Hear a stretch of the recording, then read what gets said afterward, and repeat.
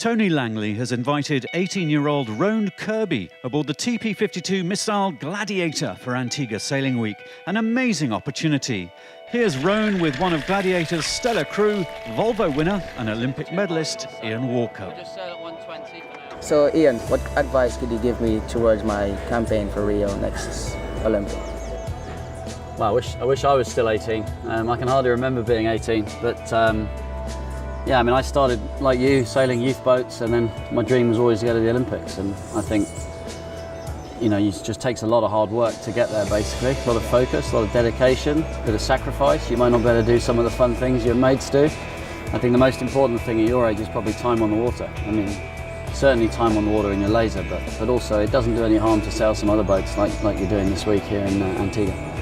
What should I gain from sailing with you guys on the TP-52 as my first time, so I could take it as a good advice?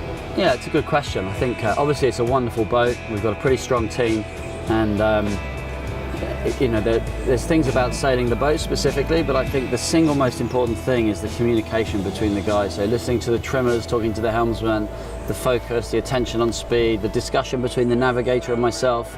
How does the tactics work? What are we thinking about in different places of the race course? So I think the most important thing is probably what's said as much as what's done.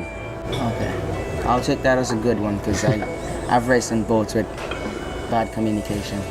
Well, we've all done that. What advice could you give me to win a gold medal?